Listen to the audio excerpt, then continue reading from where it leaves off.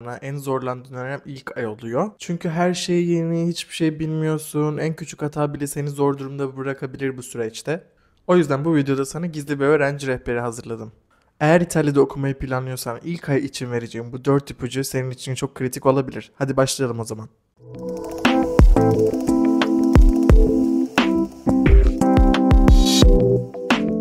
Power Education kanalından hepinize merhaba arkadaşlar. Ben Emir. Bu hafta sizlerle birlikte İtalya'ya ilk geldiğiniz ay dikkat etmeniz gereken belli başlı ipuçlarından bahsedeceğim. Hadi hazırsanız başlayalım o zaman. İlk ve en önemli diyebileceğimiz şeylerden biri ve en çok masraf yapmamanıza sebep olan şeylerden biri tabii ki de market.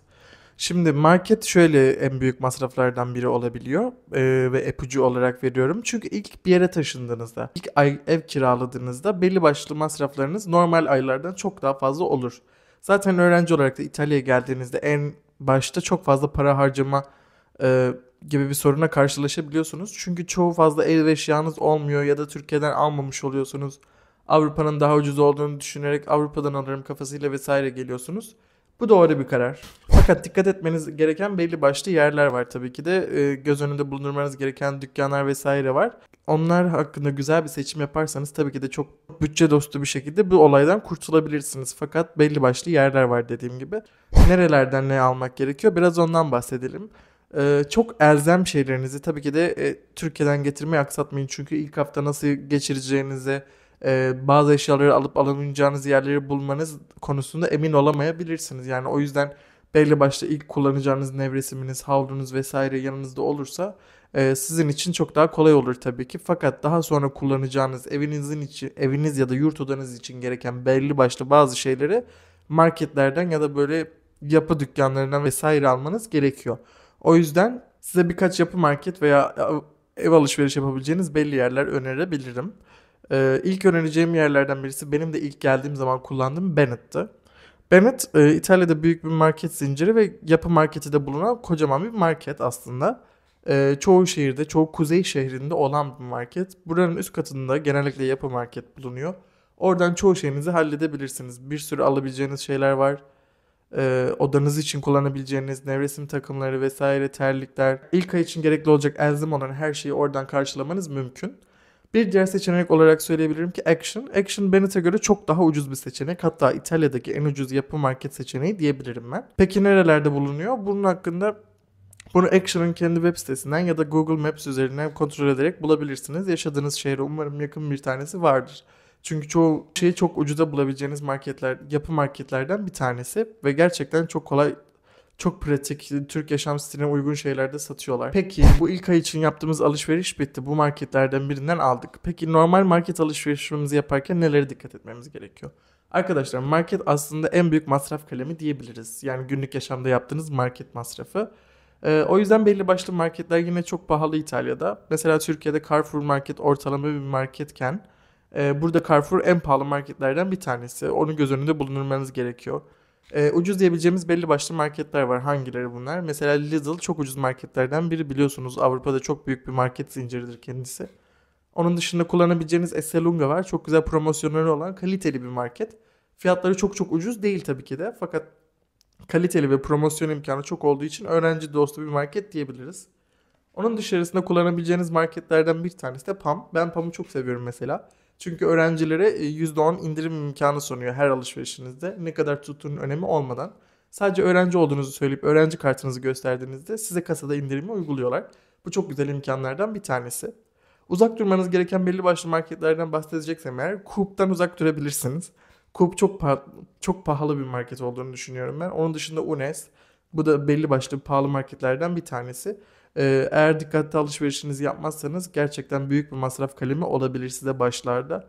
Ama zaten alıştığınız süre boyunca da genellikle masraflarınızı kontrol almak çok daha kolay olabiliyor. Eğer dışarıda yemek yemek yerine bu marketleri kullanırsan aylık 200-250 euroya aylık market masrafınızı tamamen kapatabilirsiniz. Fakat dışarıda sürekli yemek yerseniz ve market alışverişi yapmazsanız bu masrafınız sizin 500 euroya kadar çıkabilir. Ki bu aslında çok fazla bir masraf öğrenci hayatı için. Özellikle eğer bursla yaşamayı planlıyorsanız İtalya'da. Şimdi ikinciyle devam edelim o zaman. Çok kritik gelmeyen ama aslında kritik bir seçim olan. Bunun neden kritik seçim olduğunu da çok sonradan ilerleyen zamanlarda fark ettiğiniz şeylerden birisi de hat alırken neye dikkat etmek. Şimdi Küçük bir sorun gibi gözüküyor. Evet, hat almak ne farkı var ki, yani çoğu zaten aynı şekilde diyebiliyorsunuz. Fakat belli başlı markaların belli başlı paketleri çok daha ucuza gelebiliyor diğerlerine nazaran. Ben ilk geldiğim zaman Iliad kullanmaya başlamıştım. Iliad firmasından ben bir sim kartı almıştım. Bir de ilk ay paketi almıştım. Bana toplam sim kartı için 10 euro ödemiştim. 10 euro da ilk ay yaptığım paket için ödemiştim. Bu paketin içerisinde neler oluyor? Kısaca ondan bahsedelim. Genellikle tüm firmaların sunmuş olduğu paketler aynı oluyor. Fiyatlar da aynı skalada devam ediyor. Bunun içerisinde 250-300 GB civarında bir internet, sınırsız dakika ve sınırsız SMS oluyor. Ve Avrupa için kullanabileceğiniz 10-13 GB arası bir internet hakkınız oluyor. Yine 500 bin dakika SMS şeklinde ilerliyor Avrupa için kullanabileceğiniz. Fakat bu neden kritik, ondan bahsedelim. Şimdi belli başlı operatörlerin belli başlı baz istasyonları olduğu için bazı yerlerde çekmeyebiliyor. O yüzden siz bu hattı almadan önce ilk geldiğiniz zaman size tavsiyem öğrenci gruplarında yaşadığınız şehre bağlı olarak sorup hangisinin en mantıklısı, hangisini sürekli çekip çalıştığını sorgulamak, arkadaşlarınıza danışmak en büyük yapabileceğiniz mantıklı şeylerden birisi. Ben Pavia'da yaşıyorum. Genellikle TIM diye bir marka aslında kaliteli bir operatör olmasına rağmen Pavia'da çok büyük sorunlar çıkarabiliyor. Mesela benim ev arkadaşım TIM kullanıyor. Ben Iliad kullanıyorum. Fakat Iliad çok daha ucuz olmasına rağmen Iliad çok daha güzel çekiyor. Bunu da göz önünde bulundurmanız gerekiyor. Fakat aldığınız hat konusunda şanssız çıktınız ve değiştirmeniz gerekiyor. Türkiye'deki gibi çok büyük kontratlar imzalamadığınız için bunu değiştirmek size çok pahalıya mal olmuyor. Sim hattınız bile almanıza gerek kalmıyor bazen. Numaranızı taşıyıp belli bir servis ücreti ödedikten sonra 15-20 euroya değiştirebileceğiniz bir işlem oluyor. O yüzden çok da büyük bir sorun değil aslında. Fakat eğer dikkat etmek isterseniz, bütçe dostu davranmak isterseniz benim dediğimi uygularsanız çok mutlu olacaksınızdır. Bir diğer başta öğrenci rehberinde söyleyebileceğimiz şey şu ki öğrenci indirim kartları. Arkadaşlar, İtalya öğrencilere çok fazla imkan sunan ülkelerden bir tanesi ve çok güzel imkanları var eğer öğrenciyseniz. Müzeler için, trenler için, genel market alışverişleriniz için sürekli kullanabileceğiniz 20-26 yaş altı öğrenciler için sürekli tanımlanan kartlar ve indirimler mevcut. Fakat yeni gelen öğrenciler bunları tabii ki de bilmiyor. Peki bu indirim kartlarından belli başlı bahsedelim. Hangileri çok işinize yarayabilir, hangileri çok yaramaz? En çok işinize yarayacak şeylerden birisi tabii ki de tren kartları. İtalya çok pahalı bir ülke olmamasına rağmen Avrupa genelinde tren biletleri birazcık pahalı. Çünkü tren sistemi gerçekten çok gelişmiş durumda ve trenleri çok iyi. O yüzden tren biletleri bir tık pahalı olabiliyor. Bunun için öğrenciyi desteklemek amacıyla belli başlı kurumlar, Trenitalia, Italo gibi tren firmaları size bazı indirim kodları tanımlayabiliyor biletinizi alırken kullanabileceğiniz. Bunları mutlaka gözden geçirmeyi unutmayın. Bir diğeri de diyebileceğimiz şey şu ki ICIS kartı. Bu da bir müzelere girmenize sağlayan, indirimli bir şekilde girmenizi sağlayan müze kartı. Eğer müzelere girmek isterseniz genellikle öğrenci kartınızı gösterdiğinizde size güzel bir indirimli bilet imkanı sunuyorlar tabii ki de müzelere direkt gittiğinizde.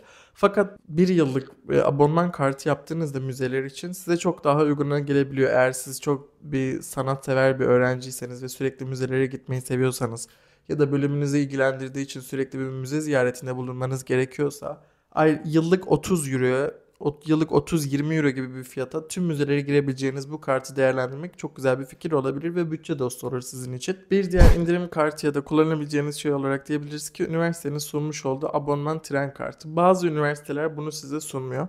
Ben Politecnico di Torino'da okurken okulda aldığınız abonman, yıllık öğrenci abonman fişini yolladığınızda okul size bunun geri iade ücretini yıl sonunda yapıyordu. Fakat ben şu an Pavia'da yaşıyorum. Pavia'da bu durum çok daha farklı. Pavia Üniversitesi size genellikle bir şey iade etmiyor. Siz direkt yıllık abonman oluyorsunuz öğrenci olarak. Sadece oraya öğrenci portalınızdan girmeniz gerekiyor. Bunu da sistem onayladıktan sonra siz bu yıllık abonman ücretini 25 euro şeklinde sınırsız şekilde şehrin içinde kullanabileceğiniz şekilde elde edebiliyorsunuz. Ki bu da çok bütçe dostu bir şey tabii ki de. 25 euro yıllık bir abonman sahibi olmak çok çok uygun diyebiliriz İtalya genelinde. Çünkü zaten Milano'da mesela aylık bir abonman yapmak istediğinizde ortalama size 18-20 euro arasına patlıyor. Yani yıllık 12 ay boyunca 10 ay boyunca kullanabileceğiniz bir abonmanın 25 euro olması tabii ki de çok güzel avantajlardan bir tanesi. Burada vereceğim ipucu şu arkadaşlar. Neden bunu ilk ay yapmanız gerektiğini söylüyorum. Genellikle bunların başvuru tarihleri Ekim ayına kadar olmuş oluyor ve belli bir miktarda yayınlanıyor. Yani her öğrenciye sağlanan bir istihdam değil, belli başlı oluyor. Yani 9-10 bin tane veriliyor bu kartlar genellikle. O yüzden abonmana başvururken ya da müze kartına başvururken elinizi çabuk tutun, geldiğiniz gibi hemen başvurmaya çalışın. Yoksa yıllık abonman için 300 euro gibi bir miktar ödemeniz gerekebilir ya da müzelere çok daha pahalı fiyatlara girmek zorunda kalabilirsiniz.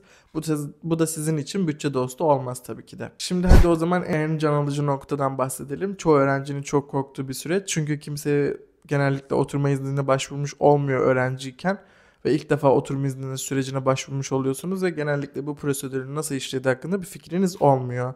Şimdi ben size bunun hakkında kısaca bir bilgi vereceğim. Çünkü bizim oturma izni hakkında çok detaylı bir şekilde çekmiş olduğumuz evraklardan, teminatı nasıl gösterilmesi gerektiğinden her şeyi adım adım anlattığımız videomuz yayında. O videoyu da buraya ekleyeceğim. Mutlaka izlemeyi unutmayın arkadaşlar. Eğer kafanızı çok karıştıran bir süreçse mutlaka o videoyu izleyin derim. Peki biz oturma izni sürecine ilk ayda neden dikkat etmeliyiz? Ondan bahsedelim önce.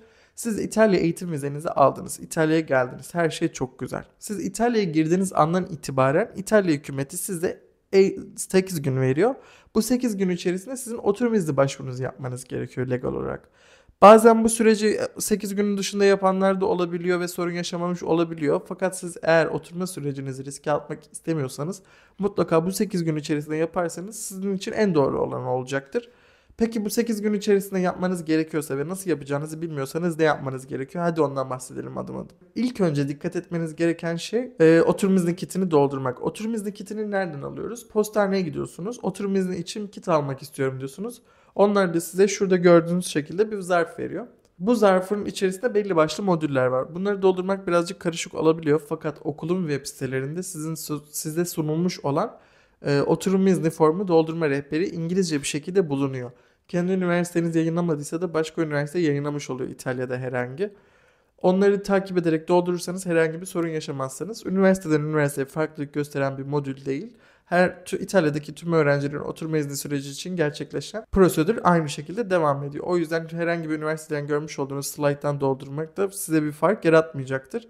Sadece dikkatli olun. Birisi yenileme için, birisi de ilk başvuru için olduğu için belli başlı farklılıklar var. Onu slayttan kontrol ederseniz bir sorun yaşamazsınız. Şimdi siz bu modülü aldınız, doldurdunuz. Şimdi ne yapmanız gerekiyor? Bunun içerisinde sizin eklemeniz gereken belli başlı belgeler var sizin postanenin sizden istediği. Daha doğrusu İtalya'daki karakolun sizden istediği. Bunlardan bahsedelim. İlk önce eklemeniz gereken öğrenci belgeniz, kabul mektubunuz istenir sizden, gitmiş olduğunuz kuruma ait.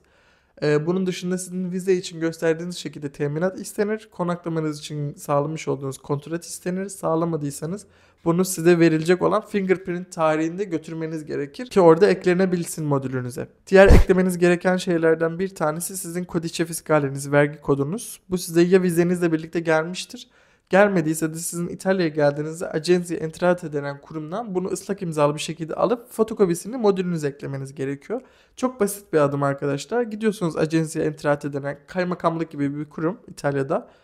Oradan gidip Codice Fiscale'min kopyasını istiyorum, vergi numaramın kopyasını istiyorum dediğinizde size bir kağıt veriyorlar. Islak imzalı oluyor. Siz bunun fotokopisini çoğu yere vermeniz gerekiyor. Bu sizin çok işinize yarayan belgelerden bir tanesi.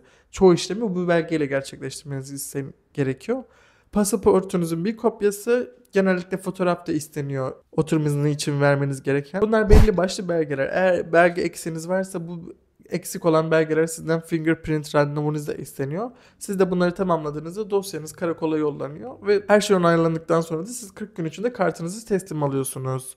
Ve ayrıca bu oturma izni kitinizin içerisine seyahat sağlık sigortanızı da eklemek zorundasınız. Çünkü oturum izni kartınız çıkarken sizin seyahat sağlık sigortanızın bitiş tarihine göre veriliyor bitiş tarihi. Bunun için de verebileceğim bir diğer ipucu da şunu diyebilirim ki siz sigortanızı mutlaka başvuru yapacağınız zaman, yani oturum izni başvurunuzu yapmadan hemen önce başlatın ki bir yıl içerisinde bitecekken kartınız zaten 3-4 ayını kendi kendine yemiş oluyor o süreçte. Çünkü o sigortanın kaldığınız süreyi de kapsaması gerekiyor. Kartınız çıktıktan sonra en azından 6-7 ay kullanabileceğiniz bir şekilde olsun. Sigortanızı ona göre yapmaya dikkat edin. İtalya'da ilk ayınız için dikkat etmeniz gereken verebileceğim ipuçları bu kadardı. Umarım bu video sizin için bilgilendirici olmuştur. Eğer videoyu beğendiyseniz beğenmeyi unutmayın ve İtalya hakkında daha fazla bilgi almak istiyorsanız kanala abone olmayı unutmayın. Haftaya görüşmek üzere. Bay bay.